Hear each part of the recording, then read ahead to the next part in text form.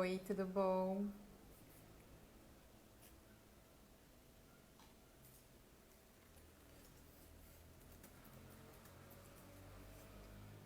Oi, gente, estão me ouvindo? Bem-vindos, obrigada pela presença. Esperando o pessoal entrar. Oi, Juarez, oi, Melina.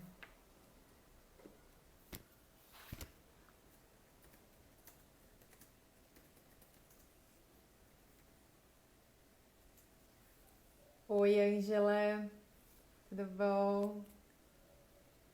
Então, a gente está esperando aqui o Alberto entrar. O pessoal está entrando, 6h30 em ponto. Vou falar um pouquinho sobre a DVB, vou me apresentar. A gente vai falar hoje sobre transformação digital no varejo. Garanto que vocês vão curtir, tem bastante coisa legal. Deixa eu só resolver um probleminha aqui técnico que o Alberto não está conseguindo.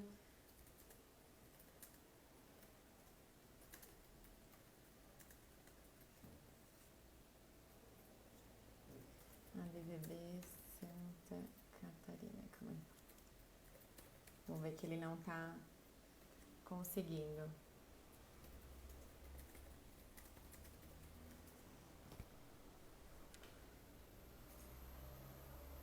Bom, enquanto ele entra, ele tá tentando entrar aqui, eu vou falar um pouquinho da DVB. Gente, Alberto é fera, vale super a pena, vai ser bem produtivo. Então, a DVB é uma entidade sem fins lucrativos. Para quem não conhece, né, a DVB Santa Catarina, ela fica sediada em Florianópolis. Os nossos pilares são voltados a vendas e marketing. Então, todas as nossas ações, a gente nos norteiam em relação a esses pilares, o que a gente leva para o mercado, tudo relacionado a vendas e marketing.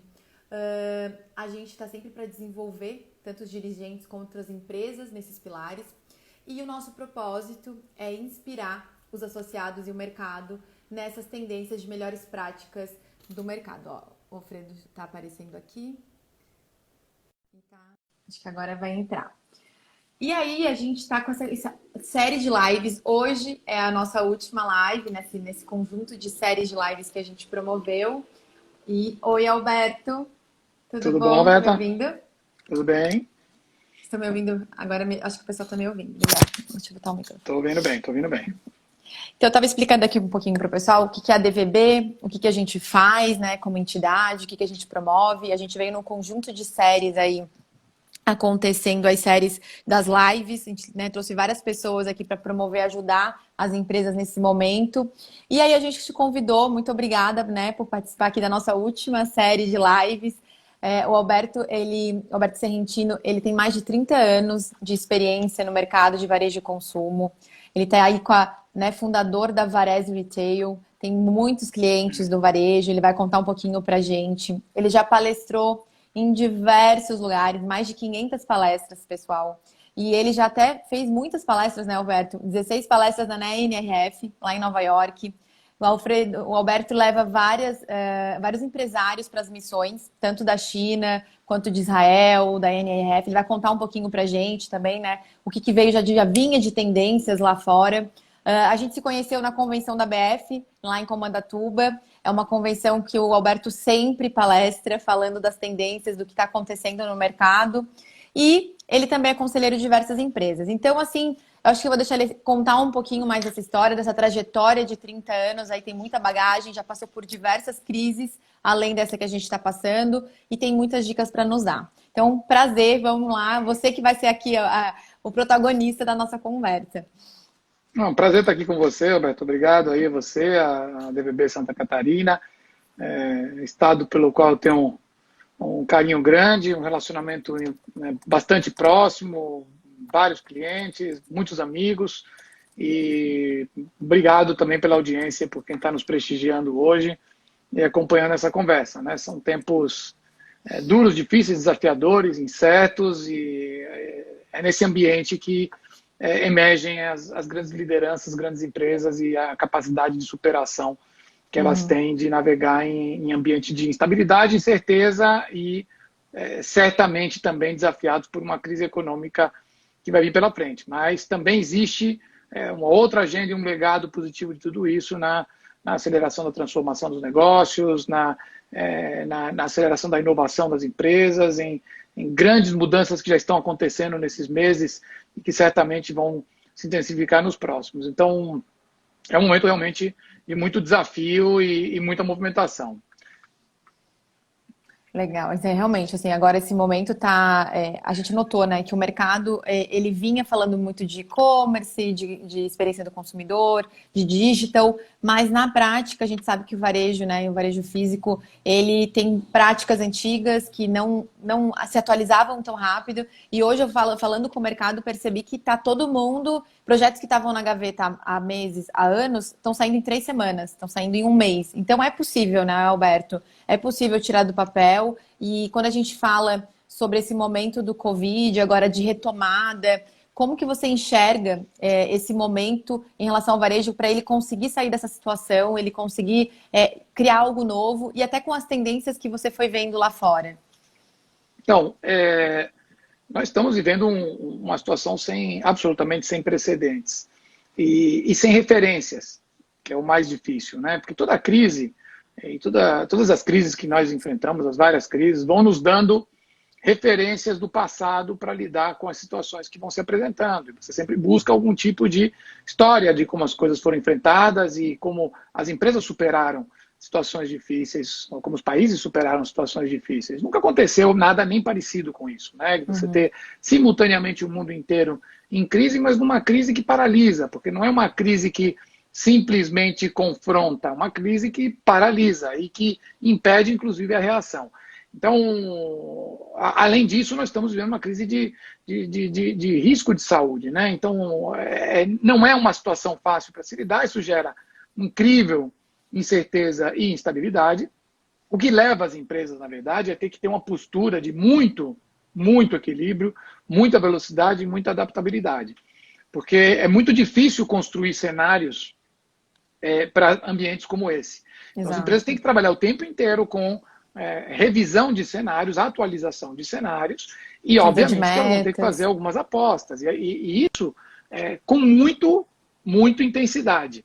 Mas nós vivemos aí, se nós olharmos o impacto da Covid-19 no ambiente dos negócios, e particularmente para as empresas de varejo, o Brasil ele entrou nesse ciclo com uma defasagem de 4 a 6 semanas em relação à Europa, com uma defasagem de aproximadamente 2, 3 meses em relação à Ásia. Isso nos deu um mínimo, né, de curva de aprendizado, tanto do lado clínico médico, né, nos protocolos médicos, que estão melhorando, evoluindo e avançando. Não há ainda tratamentos definitivos, mas há boas práticas já que minimizam e reduzem o impacto do ponto de vista de índice de internação, sobrecarga hospitalar e taxa de mortalidade. Mas, principalmente, os negócios puderam ver um pouco o que aconteceu com os lockdowns, ou os isolamentos, ou as restrições, né, porque as políticas públicas foram meio imitando o que outros países tinham testado e funcionou, e foram começando a preparar cenários para isso. Mas ninguém previa que em nenhum país ninguém estava pronto para o que aconteceu. E em nenhum país houve um tempo de fazer planejamentos. A única coisa que o Brasil conseguiu ganhar com esse tempo foi preparar melhor as infraestruturas hospitalares e de saúde, né? Então, os hospitais de campanha aqui no mundo inteiro foram uma solução feita no meio do pico da crise e do colapso hospitalar. Aqui foram feitos antes, né? O reforço, o treinamento de estruturas, a desativação de todas as estruturas de tratamento de eletivas para que houvesse mais leitos disponíveis para isso, compra de equipamentos. Então, ganhamos algum tempo nisso, mas muito pouco, né? Porque a verdade é que todo mundo também tinha dúvidas se o Brasil repetiria o padrão de curva dos outros países, se o calor, o hemisfério sul, a propagação do vírus. Então, na verdade, eram todos cenários, né? E acabou que os cenários se confirmaram. Então, a primeira fase, que está absorvida, mas não saímos dela ainda, foi a fase de enfrentamento de uma situação extrema, que foi medidas extremas que afetaram aí de maneira muito diferente setores, mercados e empresas. Então, setorialmente, o varejo alimentar, o varejo farma, eles tiveram um desafio repentino de rever completamente seus protocolos operacionais e rotinas operacionais de lojas, CDs, ao mesmo tempo migrar toda a retaguarda de gestão para ambiente remoto, o trabalho em plataformas digitais para tirar as pessoas de dentro dos escritórios, e, ao mesmo tempo, lidar com surtos e picos de demanda inesperados que desabasteceram as lojas e que tiveram que rever medida todos os processos de abastecimento, supply chain, relacionamento com fornecedores, os modelos de abastecimento de loja, porque a curva de demanda saiu de qualquer padrão do passado. Depois que isso foi mais ou menos absorvido, aí você começou a ter também o processo de explosão das vendas online e de vendas digitais, né? Não é só vendas por e-commerce, vendas digitais. Sim. E as empresas, Por diversos mesmo, canais digitais, exatamente. mesmo as empresas que tiveram as lojas abertas, elas tiveram um surto de demanda desproporcional para compras digitais, porque as pessoas estão indo menos, comprando mais e evitando deslocamentos e visitar lojas. Então, também tiveram que correr atrás de melhorar a infraestrutura, melhorar plataformas, ou desenvolver canais para quem não tinha, e trabalhar toda a forma de atendimento para que a última milha não fosse o grande gargalo, o processamento dos pedidos é o grande gargalo. Depois você tem uma camada de varejo aí, do varejo pet, do varejo de materiais de construção, que foi minimamente afetado nas lojas, foi afetado em parte do seu negócio, mas manteve boa parte da sua operação. E aí você tem todo o grupo dos segmentos que foi profundamente afetado, porque foram empresas que tiveram, de fato, suas operações absolutamente impedidas, né? Lojas fechadas, e se viram tendo que operar exclusivamente por canais digitais. E aí a agenda foi uma agenda, além de ter que rever todos os protocolos de gestão, os processos, a infraestrutura, os sistemas para poder transferir a gestão para trabalho remoto, tiveram que começar a encontrar as mais diversas formas de gerar vendas e de atender demanda para compensar as lojas fechadas. E aí, obviamente, quanto mais discricionárias as categorias, maior foi o impacto de queda de demanda também, porque, obviamente, você tem uma situação de paralisia, as pessoas em casa, trancadas, em crise, inseguras, incertas, assustadas, sacrificam muito mais o consumo de supérfluos do que o consumo essencial e de produtos básicos. Mas aí vem o lado bom dessa história, né? O lado bom dessa história, ou seja, o legado positivo e aquilo que se aprende, se está aprendendo e que certamente vai transformar os negócios de maneira irreversível, é que as empresas começaram a ter um choque cultural profundo na maneira de organizar pessoas, processos, sistemas, rotinas, indicadores, e isso vem fazendo com que empresas tradicionais, de um lado, acelerem dramaticamente essa agenda de transformação digital dos seus negócios, que não é uma agenda de crescimento de venda online ou de incorporação de mais tecnologia. Não é isso fazer transformação digital do negócio. Exatamente. É você mudar na isso essência. É legal. Isso que eu gostaria que você falasse um pouquinho para o público que está aqui com a gente entender que a transformação digital. O que é essa transformação digital que a gente fala tanto? Não é botar um monte de plataforma para dentro. Não é vender online, não é vender mais online e também não é colocar mais tecnologia dentro do negócio. É essencialmente você transformar a cultura da empresa e, por meio das pessoas, você mudar desenho organizacional, processos e a forma como a empresa gerencia seus processos e usa a tecnologia para transformar a relação com o cliente e para transformar os processos e rotinas de negócio. E isso significa, na verdade, tirar o foco de estruturas que são feitas para funcionar em silos funcionais. Todos os modelos organizacionais, modelos de gestão e desenhos organizacionais das empresas estabelecidas foram construídos ao longo do tempo para você criar silos funcionais. Esses silos funcionais são as áreas que cobrem um pedaço dos processos do negócio. Isso não funciona no ambiente digital e não funciona no ambiente de digitalização de negócios, onde você tem que derrubar esses silos funcionais e você tem que tirar todo o foco de gestão de rotinas funcionais e de canais para um foco voltado para dados e clientes. E isso significa repensar completamente a forma como você organiza os processos do trabalho, as pessoas e usa a tecnologia. Então, o que as empresas descobriram nesse período? Primeiro, elas começaram a andar em velocidade de startup. Elas começaram a sentir que a emergência e o senso de urgência geraram um pragmatismo, uma simplicidade, uma desburocratização de processos, um nível de colaboração, de delegação brutal. Que perguntaram.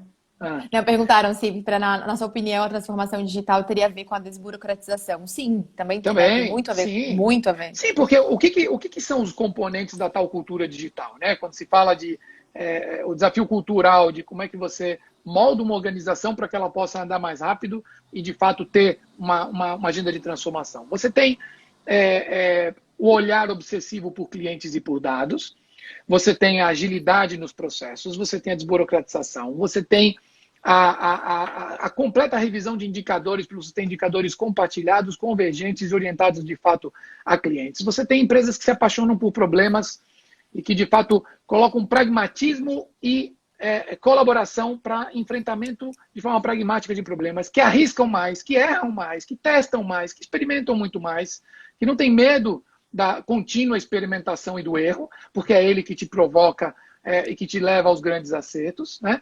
Que muda a relação com a tecnologia e passa a enxergar a tecnologia não mais como algo de apoio que reage a demandas, mas como algo estratégico que constrói soluções junto com as pessoas que estão ligadas ao negócio e que tem uma colaboração ativa e proativa dentro dos processos de negócio, e toda essa questão dos desenhos muito horizontais, muito descentralizados, com processos decisórios muito mais rápidos e delegação em células multifuncionais. São os tais dos squads Exatamente. e dos modelos ágeis de condução de enfrentamento de problemas. É isso que as empresas começaram a fazer.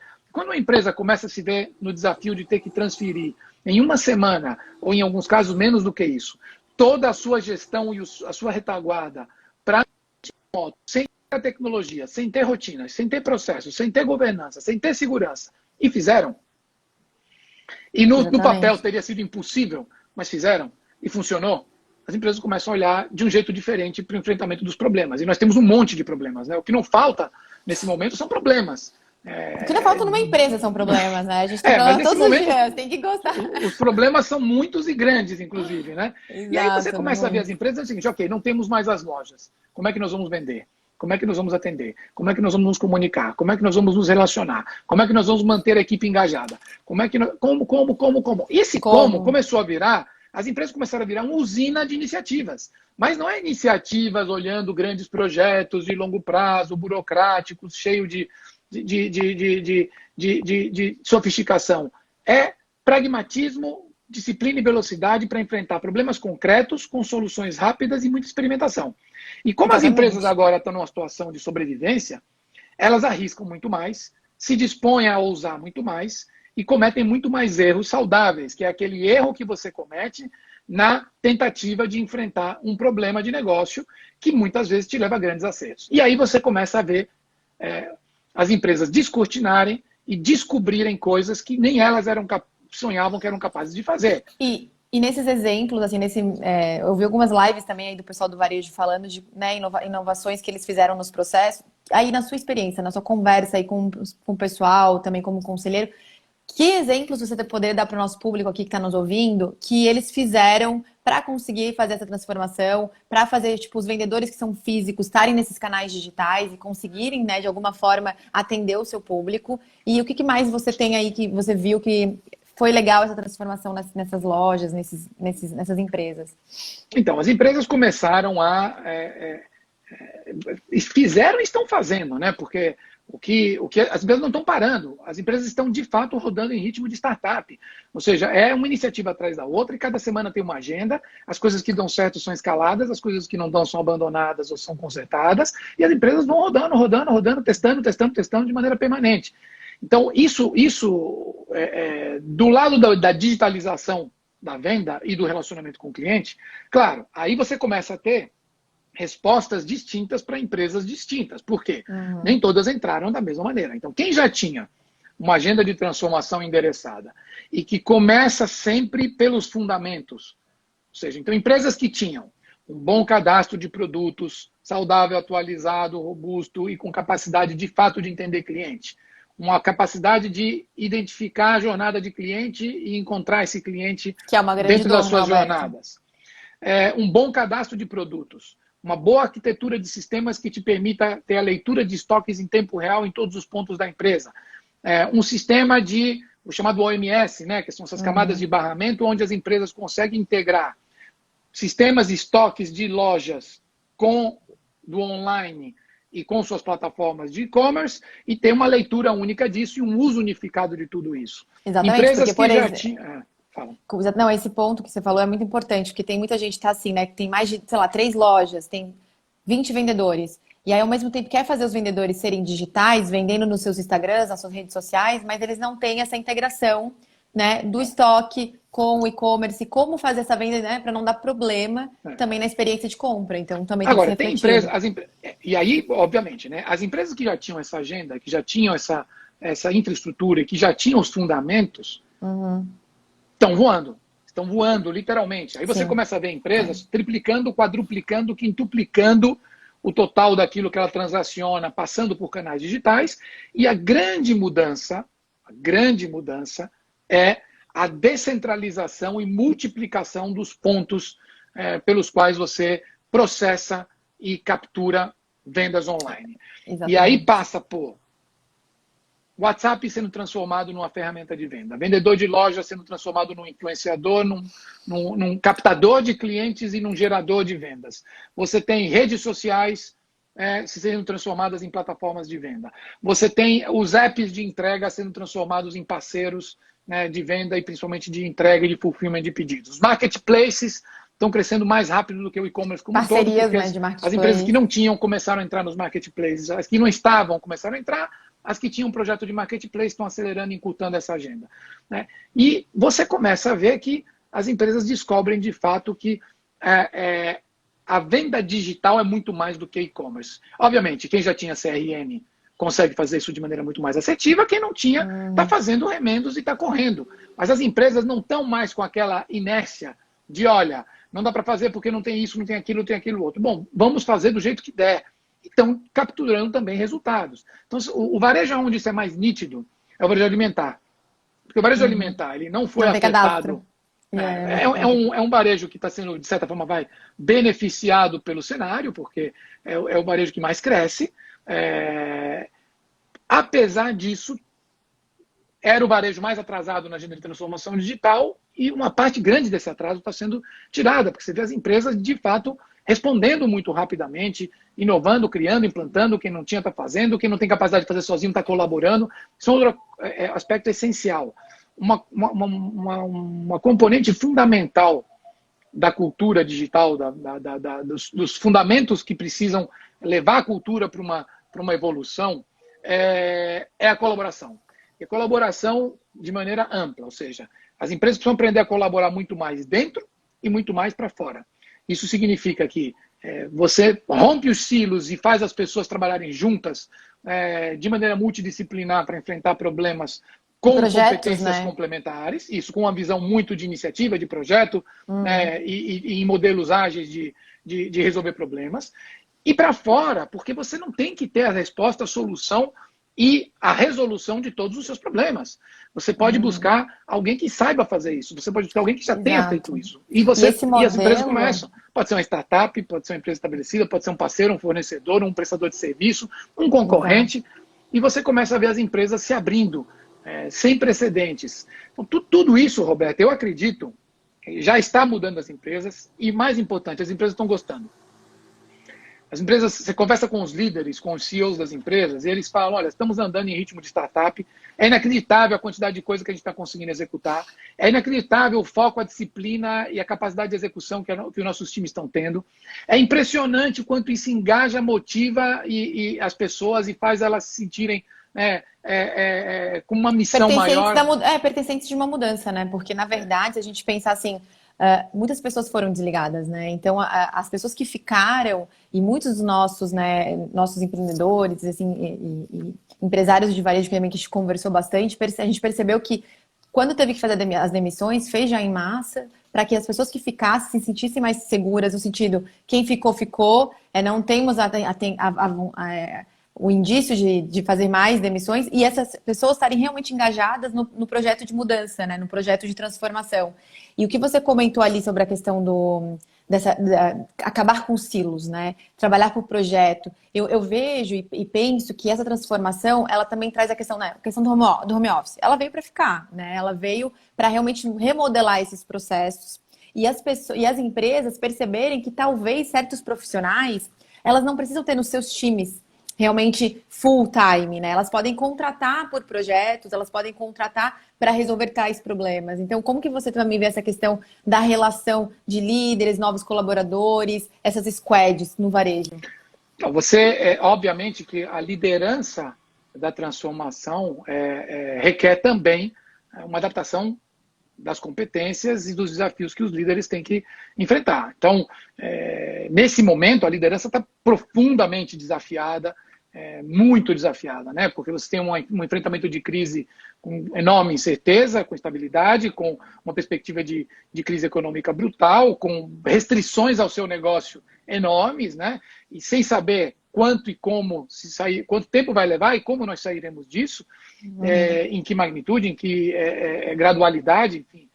Mas além de tudo isso, aquilo que já vinha desafiando os líderes de negócio é um equilíbrio entre o fortalecimento da preservação da cultura, porque para que uma empresa possa desafiar a sua cultura a evoluir, ela tem que ter uma cultura forte, porque senão ela se perde. Então, aquilo que é o DNA da empresa tem que ser preservado. Aquilo que fez a empresa chegar onde chegou tem que ser enaltecido. Aquilo que fez as pessoas terem pontos de referência precisa ser protegido, mas precisa ser desafiado a evoluir e a incorporar novos elementos que vão fazer a empresa poder se transformar. De um outro lado, você tem a manutenção da operação, dos resultados, da saúde financeira do negócio, que nesse momento é uma agenda absolutamente crítica, né? Porque as empresas estão o tempo inteiro construindo cenários, fazendo conta, tomando medidas. E você tem que incluir nesses cenários as medidas governamentais de alívio. Então, quanto tempo nosso caixa aguenta protegendo os empregos, protegendo fornecedores, protegendo prestadores de serviço, protegendo os contratos, né, até onde eu vou. A visão de stakeholder está se mostrando algo muito, muito disseminado e é incrivelmente positivo, porque você começa a ver líderes e empresas com uma visão muito responsável, consciente de que as medidas drásticas podem ser algo sensato num primeiro momento, numa visão de curto prazo financeira da empresa, mas elas criam um impacto social brutal e desestruturam sua cadeia de valor a médio prazo. Então, as empresas estão ponderando muito as decisões, não estão fugindo dos problemas, mas estão enfrentando os problemas com visão holística, com visão sistêmica, né? E, além de tudo isso, o líder tem que ter o tempo, a energia e os recursos dedicados para a agenda de transformação. Porque essa agenda de transformação, ela não dá retorno imediato, ela não tem, não é um projeto, não é um business case, e você não vai conseguir fazer uma conta e dizer essa é a agenda de transformação, eu invisto tanto e volta tanto. É um ato de fé. E um ato de fé com muita incerteza, mas a única certeza é que se você não fizer, a chance de sobrevivência a longo prazo é decrescente. Baixo. Então, para isso você tem que ter líderes visionários e líderes capazes de equilibrar todas essas agendas. E nesse momento, além de tudo, equilibrar a agenda de enfrentamento do curtíssimo prazo e das medidas diárias que precisam ser tomadas e decisões que precisam ser tomadas. Mas você vê empresas fazendo isso muito bem. Você vê empresas no Brasil, e aí você entende a maturidade das empresas e das lideranças. Empresas que estão sendo capazes de tomar medidas rápidas de ajuste, principalmente financeiro, estrutura de capital, liquidez, para garantir a segurança. Isso não é para todas, obviamente, depende de como você entrou, depende do seu relacionamento e crédito, e depende da estrutura de capital que a empresa já tinha. E do próprio time também, né? Porque, por exemplo, rapidez demanda de um time também que também estivesse preparado e estruturado. Você tem empresas, por exemplo, que na primeira semana, quando a situação ainda não estava muito clara, muitas empresas saíram para captar recursos e aumentar todas as suas linhas, antecipar recebíveis e proteger seu caixa. E algumas empresas que demoraram uma semana a mais não conseguiram, porque as condições já tinham mudado. Então, mas você vê líderes conseguindo fazer isso, ao mesmo tempo tendo um senso de responsabilidade com seus stakeholders enorme, ao mesmo tempo impondo à empresa uma agenda de enfrentamento proativo, de inovação, de aceleração na transformação digital, de busca de alternativas para vender com lojas fechadas, de busca de alternativas para não perder os clientes e para manter as suas equipes engajadas, motivadas e ativas. E você começa a ver que essas coisas estão dando resultado. Agora você fala, claro, para um segmento que está ainda com 80%, 90%, em alguns casos até 100% das suas lojas fechadas. Com uma venda online que mesmo que tenha triplicado ou quadruplicado, Exato. Não talvez chega nem ela perto. está em 20%, 25% do que era. Essa empresa tem um desafio gigante pela frente. Aí vem a sua pergunta, como é que nós vamos sair disso? Bom, nós vamos sair disso provavelmente com uma diferença setorial, com uma diferença regional e com uma diferença por empresa, da mesma maneira que entramos. Então, regionalmente, tudo vai depender do avanço e da curva do vírus, porque as métricas... mas tem empresas... ontem, por exemplo, eu estava participando de um webinar com o Arthur Grimão do Boticário, né? O presidente do Grupo Boticário. Ele estava dizendo o seguinte, sim, eles já construíram um modelo para ajudar os franqueados deles a decidir o momento certo de reabrir ou não, que não considera só a autorização das prefeituras, mas que eles já estão incorporando múltiplas variáveis que incluem a curva de contágio, que incluem ocupação nos hospitais públicos, ocupação nos hospitais São novos privados, indicadores. E que começam a dizer o seguinte, olha, aquela cidade é uma cidade segura para se reabrir, porque ela tem as pré-condições para abrir e não voltar a fechar. E ela tem pré-condições para que as pessoas saiam de casa de forma segura e se sintam seguras para voltar a consumir. Porque tem empresas que estão espalhadas pelo Brasil que estão começando a se defrontar com situações de reabertura, no qual lojas reabrem com 100% da venda anterior, lojas reabrem com 60% da venda anterior, lojas reabrem com 30% da venda anterior. Então não adianta você achar que a sua volta vai ser homogênea, ela não será. Então as empresas vão ter que olhar isso, loja a loja, praça a praça, e dependendo da configuração das suas lojas e da presença das suas lojas, isso vai impactar de maneira muito diferente as empresas. Setorialmente também, exatamente, porque nós podemos ter voltas escalonadas. Então já há uma discriminação de partida, que para mim, inclusive, eu vou te falar, para mim não faz sentido, que é discriminar comércio de rua, comércio de shopping. E o poder público está adotando uma postura mais ou menos homogênea nesse aspecto, que é postergar a reabertura dos shopping centers. Então, se uma rede tem todas as suas lojas dentro do shopping, ela vai sofrer muito mais do que uma rede que tem todas as suas lojas na rua, porque essas vão abrir antes, independentemente de como isso vai se dar regionalmente.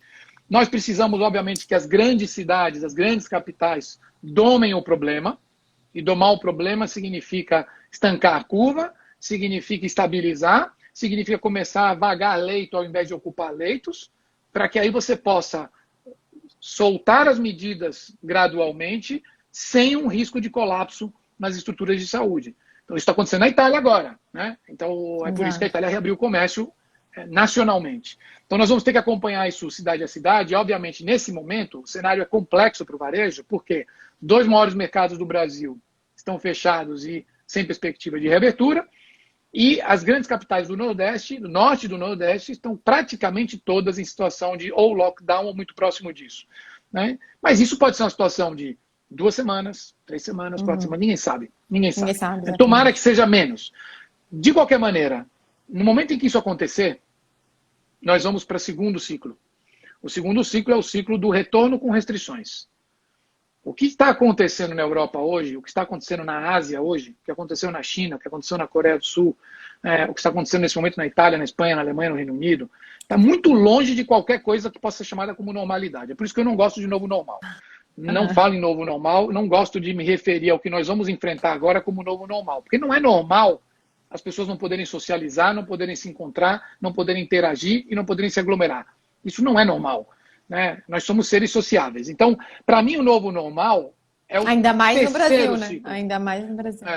Para mim, o novo normal vai acontecer quando nós domarmos a Covid, ou com tratamentos, ou com esgotamento por ela mesma, ou com vacinas, e aí sim as pessoas possam puderem voltar à socialização, a deslocamento, a aglomeração, a viagens, e aí sim nós vamos medir o impacto do que será o mundo, e o que será o varejo, o que serão as empresas nesse momento. De onde estamos hoje até esse momento, nós vamos ter uma longa, incerta e instável fase transitória, com muitas restrições. Restrições para as pessoas, restrições para as empresas, e aí nós vamos ter que ter muita flexibilidade, adaptabilidade e capacidade de reação. E muita velocidade, muita agilidade. Por isso que eu estava te dizendo o seguinte, para mim o legado do que nós estamos vivendo hoje e daquilo que as empresas já fizeram nesse período, dessa mudança cultural, dessa mudança na velocidade, na agilidade, nos próprios desenhos organizacionais, nos processos, na forma de usar a tecnologia e de endereçar a digitalização dos seus negócios, vai perdurar, porque nós vamos precisar muito dessa dinâmica nesse ciclo todo transitório no qual as empresas vão ter, às vezes, parte das lojas indo bem, indo mal, cidades mais complicadas, cidades menos complicadas, regras de todo tipo, porque o Brasil, além de tudo, não tem coordenação, não tem diálogo, não tem entendimento entre os níveis da nossa federação, o que significa que nós teremos que enfrentar regulações distintas por município, estados e federação, o que vai significar mais ou menos o que as empresas fazem na agenda tributária, ou seja, eu vou ter que lidar com microgestão para cada situação, porque não vai ser uma regra só para todo o meu negócio. Então, isso vai provavelmente consolidar uma nova cultura, ou uma cultura evoluída, não é uma nova cultura, é uma cultura evoluída, vai consolidar novas estruturas organizacionais, porque esses processos de trabalho, a Itália, por exemplo, reabriu há 2 semanas as empresas, as fábricas, os escritórios. Mas não reabriu para todo mundo voltar a trabalhar como trabalhava antes. Reabriu com uma série de regras e requerimentos que implicam em distanciamento mínimo entre as pessoas, higienização, controles de acesso, o que na prática vai fazer as empresas voltarem com novas rotinas. Significa que se as empresas saíram de uma situação de 100% das suas lideranças trabalhando em escritório para 100% das suas lideranças trabalhando remoto, elas voltarão para alguma coisa híbrida. Porque elas não terão sequer condições de trazer todo mundo de volta e atender ao mesmo tempo às exigências regulatórias que virão. Então, exatamente, nós veremos as empresas se transformando nesse período de flexibilização e transição. E vai ser uma transformação incrivelmente positiva. Porque quando aí sim nós chegarmos no tal novo normal, sem Covid, nós teremos empresas muito diferentes, eu não tenho a menor dúvida disso. Nós teremos consumidores diferentes, nós teremos lideranças diferentes, na verdade, e nós teremos empresas diferentes.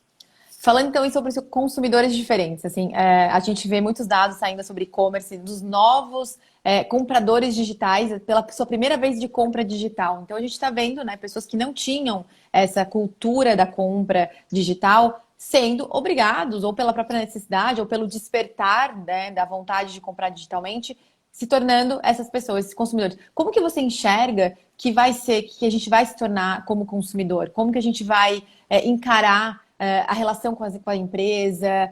Como que as empresas vão ter que se relacionar com esses novos consumidores? Então, nós estamos vivendo mudanças já de hábito brutais, né? É óbvio que algumas delas perdurarão enquanto as pessoas tiverem medo, enquanto nós tivermos o vírus em circulação, porque não vamos esquecer que, por exemplo, grupos de risco continuarão sendo grupos de risco. Pessoas expostas continuam estando expostas.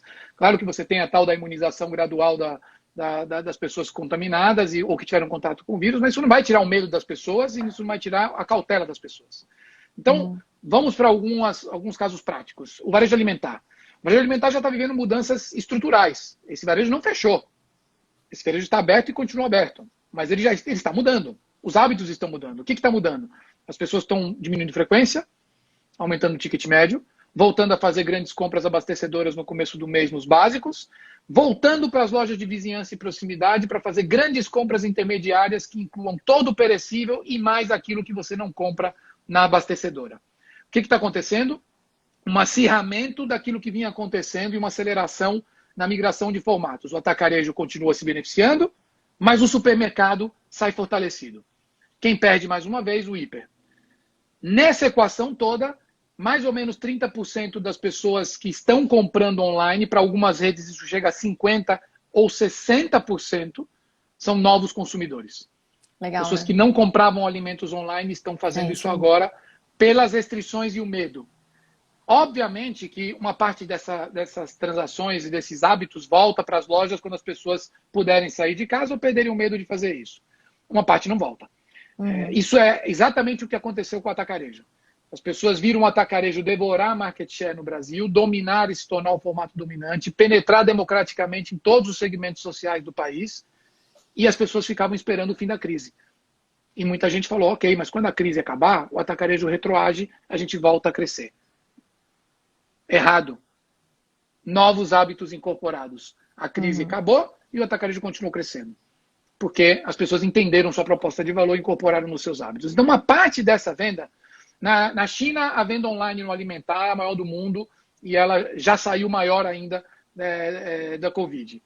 Nos Estados Unidos, está se projetando que a venda online no varejo alimentar possa chegar a 2 dígitos no fim do ciclo da Covid. Aqui nós estamos assistindo algo que já deve estar nos levando para patamares superiores a 5%, saindo de quase zero, no qual algumas empresas já estão com números maiores do que 2 dígitos na sua venda online. Sim. E se somar tudo o que é digital, porque aí é que tá, né? Tem que parar com esse negócio de ficar medindo e-commerce. Não se mede mais e-commerce. Você mede cliente. Como é que eu estou atendendo o cliente? Se você somar o conjunto das formas que passam por ferramentas digitais de atender cliente, já tem empresas com 20% do seu negócio transitando em ambientes digitais. No supermercado. Farmácia, a mesma coisa. Em moda, você tem empresas especializadas fazendo com lojas fechadas entre 50% e 70% do que faziam com todas as suas lojas e mais o e-commerce só nos canais digitais. Ouvi de relatos do pessoal da Adidas, da Alexandre Birman também fez uma live falando como eles se adaptaram rapidamente. A questão, uma mudança bacana que a gente vê no varejo de moda, pelo menos que eu notei, é que todo mundo virou vendedor. Desde da pessoa do administrativo, lá geraram os códigos de compra. Então, na empresa, todo mundo incorporou que todo mundo pode vender. E isso é muito bacana, né? É uma nova concepção de cultura de venda, que é algo que eu sempre acreditei. Todo mundo pode ser vendedor. Não, mas isso, olha, isso para te dar um dado de quem fazia isso antes, fazia bem feito e está voando nessa crise, né? O Grupo Soma. Exatamente. Animale, nossa, sempre etc. Fizeram, exatamente, sempre Animale, fizeram. Eu levei a Animale comigo ao Farm, no Grupo Soma, eu levei eles comigo, eles e a Melissa, para palestrar comigo na NRF esse ano, né? E o grande case deles, que já faziam isso antes, que 25% da venda da Farm no Brasil já era digital. Online. E desses 25%, 75% já eram feitas pelas próprias vendedoras das lojas, se transformando em influenciadoras sociais, com esse mecanismo de cupom, mais bonificação para o cliente e mais código com ativação descentralizada. Muito bem. Isso agora virou a regra. Mas o Grupo Soma está conseguindo compensar a falta das lojas com uma explosão na sua plataforma digital, porque ele já tinha infraestrutura, processos, cultura e todas as bases de dados capazes de acelerar essa agenda. Né? Para quem não tinha, está se tornando uma descoberta. Mas o fato é que você vê em moda, que é uma das categorias mais sacrificadas, né? Você tem empresas que estão simplesmente paralisadas e você tem empresas que estão reagindo. Aí você fala, bom, o novo consumidor ou o consumidor transformado, né? Ele vai voltar a comprar moda em loja? Óbvio que vai. Porque moda é uma categoria muito aderente, tem experimentação. Mas, por exemplo, nessa tal fase transitória, que é a que nós estamos vivendo hoje, várias empresas estão com provador fechado. Provador fechado. Então você vai comprar na loja, mas você não pode experimentar. Então, bom, então qual é a vantagem de comprar na loja se eu não posso experimentar? Só né? a experiência do relacionamento das Nos Estados Unidos, eles estão né? fazendo quarentena de provador, então tudo que é experimentado vai para quarentena dentro da loja, isolado por 72 horas, provador com fila, provador com agendamento, todo tipo de coisa. Mas no Brasil, por enquanto, as empresas que estão reabrindo loja estão abrindo, na grande maioria, sem provador. Então isso não é estimulante, né? Então você sai de casa com medo, com máscara, vai para uma loja que você não pode se esbarrar em ninguém, tem que tomar cuidado onde você põe a mão, você não vai querer pôr a mão numa roupa porque você não sabe se alguém colocou a mão antes, e além de tudo você não pode experimentar. Bom, é óbvio que a venda digital vai continuar muito agressiva e muito forte, crescendo de maneira consistente, enquanto essa transição durar. Agora você fala, bom, e depois? E depois a gente vai chegar ao que eu chamo do novo varejo, parodiando aí o Jack Ma e a agenda do Alibaba, que é as empresas, de fato, passando a enxergar a loja de uma forma diferente. O varejo a etapa mais difícil, né, o processo mais difícil na transformação do varejo, depois de ter digerido a evolução cultural, a mudança de dinâmica, o redesenho organizacional, a mudança do papel da tecnologia, o olhar para clientes e dados, é repensar o papel da loja. E repensar o papel da loja vai significar redesenhar todos os sistemas de gestão e os indicadores do varejo. Porque as lojas vão ter que parar de ser medidas pelo que elas vendem e começar a ser medidas pelo impacto que elas geram na relação com o cliente. Muito bacana. Porque pode ser que nós tenhamos lá na frente lojas vendendo muito menos do que vendiam antes, altamente estratégicas para um negócio que precisa captar cliente, manter cliente, ativar cliente, entregar mercadoria, trocar mercadoria, prestar serviço, e tudo isso a loja faz muito bem. Mas se você continuar quantificando ela pelos cupons fiscais que ela emite e pelo resultado direto que ela deixa, você mata um monte de loja boa estrategicamente. Agora, você tem que começar a medir cliente, medir capacidade de manter e extrair valor dos clientes e combinar lojas e todo tipo de canal e plataforma digital, o que vai incluir uma agenda muito diferente nos marketplaces e plataformas. Elas também vão sair em outro patamar desse processo todo, para aí você começar a dizer o seguinte: eu sou capaz de manter, de capturar, manter, ativar, desenvolver uma base de clientes que me gere uma massa de contribuição suficiente para remunerar o que eu tenho de estrutura de canais, vendas e retaguarda e remunerar o capital dos meus acionistas adequadamente? Essa vai ter que ser a conta. A conta não vai ser mais quanto me gera aquela loja A, loja B. Então a loja A dá pouco lucro, fecha a loja A, mantém a B. Às vezes você fecha uma loja, a venda online cai. E às vezes você abre uma loja que vende pouco, mas dispara a venda online. Então as empresas vão ter que começar a mudar o seu olhar para o negócio, o seu olhar para os indicadores, o seu olhar para as lojas físicas. E aí sim você vai ter um novo varejo que vai se relacionar com um novo consumidor da maneira como empresas que têm cultura digital fazem. Exato.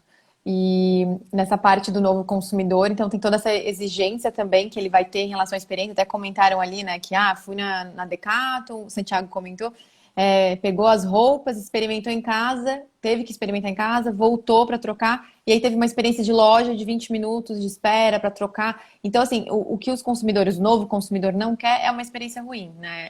Ele está mais exigente, né? É isso. E além disso, né, as lojas, um dos papéis fundamentais das lojas, numa equação de novo varejo, é a experiência. E experiência significa prazer. Experiência significa, né, lazer. Experiência significa que eu vou num lugar onde eu quero estar, quero ficar, quero voltar. E que a reserva já faz, né, falando de varejo de moda. A gente vai em loja com medo, com pressa, olhando para o lado, sem colocar a mão em nada, tenso o tempo inteiro. Isso não é experiência. Então, esquece os processos que as empresas estão tendo que adaptar, e algumas fazendo melhor ou pior, porque está todo mundo tateando e tentando executar isso dia a dia. Hoje, ir em loja não é uma experiência, não é uma boa experiência.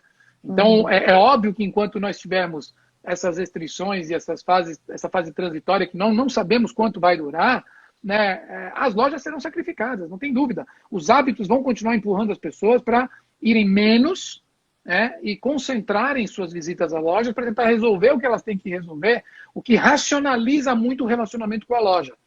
Então, isso em categorias de produto mais funcionais e compras mais racionais, em jornadas de compras mais racionais, isso vai funcionar.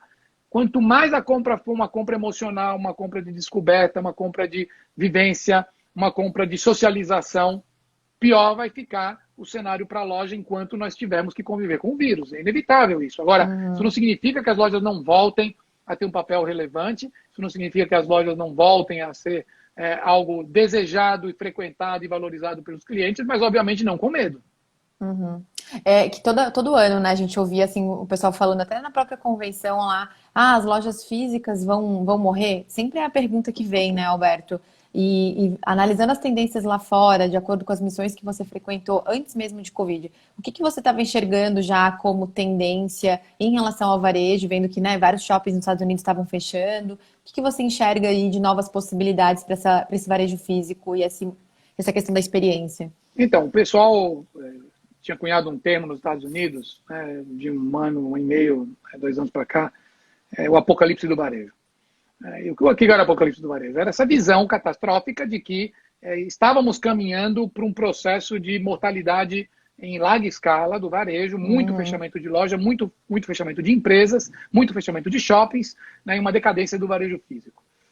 Eu nunca acreditei nessa tese, porque o que eu vejo na prática é que, primeiro, Estados Unidos tem loja demais, loja ruim demais, loja irrelevante demais, shopping irrelevante demais, metro quadrado demais. Então, óbvio que o ajuste não é um ajuste porque as pessoas não querem mais comprar em loja. As pessoas não querem comprar em loja ruim, irrelevante e que não agrega valor. Então, é óbvio que você vai ter uma migração e vai ter que ter um ajuste nos excessos, certo? E as lojas que estavam fechando, os shoppings que estavam fechando, as lojas que estavam encolhendo, as redes que estavam encolhendo, eram as lojas ruins ou as lojas que não conseguiram se transformar e se adaptarem aos novos hábitos e às novas demandas. De outro lado, um monte de gente abrindo loja, várias redes abrindo lojas, várias marcas abrindo lojas, novos negócios entrando e abrindo lojas e expandindo negócios. Então, não é generalizável isso. A situação brasileira é muito diferente em todos os parâmetros de número de shoppings por habitante, metro quadrado de loja por habitante, excesso de loja por habitante, distância das pessoas das lojas, penetração do digital, tem regionalismo, diferenças regionais, muda todo o cenário. Obviamente que agora, com o evento da Covid, aquilo que vinha acontecendo nos Estados Unidos vai acelerar brutalmente, já está acontecendo. Né? Então, nós já assistimos aí em uma marca do JCPenney entrando em recuperação judicial, a Pier One, que já estava em recuperação judicial, decretando falência e fechando toda a sua operação. Outras virão. Muitos que fecharam suas lojas, provavelmente quando voltarão com menos lojas e vão aproveitar para fazer uma limpa e uma racionalização nos seus portfólios. Talvez isso aconteça no Brasil, mas isso aconteceu no Brasil na crise de 2015, 2016. Várias redes encolheram e podaram os excessos da década do boom quando se abriu loja demais. E se abriu loja errada, e se abriu loja sem fazer conta, e se abriu loja que não era necessária. E no momento de crise, as empresas aproveitaram e fizeram uma depuração, uma racionalização e recompactaram seu portfólio. Outras não. Outras que estavam muito mais consistentes continuaram abrindo loja, expandindo, crescendo. Vai acontecer a mesma coisa. Vai fechar a loja? Vai. Vai morrer a empresa? Vai. Infelizmente. Infelizmente. Qualquer crise é dolorosa e deixa estragos. Essa é muito mais forte do que as antecedentes. Deixará uma herança ruim. E certamente nem todo mundo vai sobreviver ou muitos encolherão.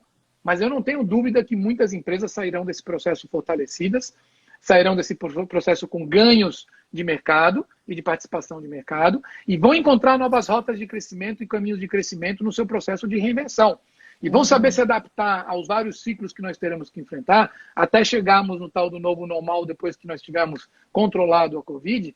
E essas empresas estarão em condições competitivas muito diferentes. Então, nós começamos a ver que aquilo que era o maior gap das empresas estabelecidas em relação às nativas digitais e aos desafiantes, né, era o gap cultural, era o gap organizacional. Essa dificuldade de romper os silos, de abrir a cultura das empresas, de delegar, desburocratizar, andar mais rápido, ousar mais, arriscar mais, errar mais, colaborar mais. Isso está acontecendo, isso vai moldar novas culturas, novos modelos organizacionais e de gestão, novas dinâmicas empresariais, o nível de competitividade nessas empresas será outro. Então, aquilo que era o desafio das empresas digitais, que também tinham um mercado de capitais muito, muito generoso e propenso a financiar modelos de negócio deficitários por longos períodos, certamente estarão menos propensos a fazer isso, mais conservadores. Então, aquilo que era o oxigênio dos desafiantes vai ficar menor e aquilo que era a capacidade de resposta das empresas estabelecidas vai ficar maior. Essas realidades vão se encontrar, na minha visão, num cenário de varejo reinventado e que vai andar certamente num curto espaço de tempo aquilo que levaria vários anos para acontecer. Não, muito interessante, totalmente coerente os teus comentários.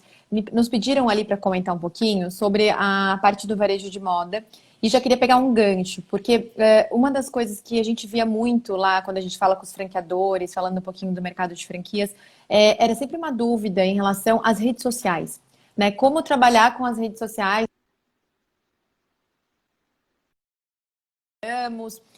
E agora, para aumentar essa capilaridade que é necessária, porque a loja, né, a loja do franqueado lá precisa vender de forma digital. Como que você vê essa relação rede social, capilaridade, focando um pouco no mercado de moda, para a gente também já abranger essa pergunta?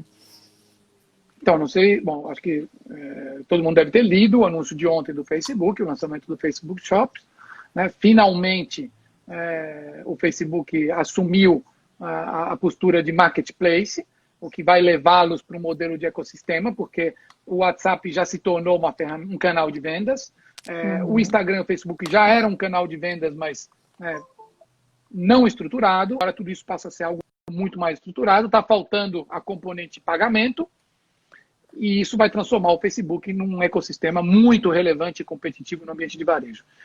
Como está fazendo o Google?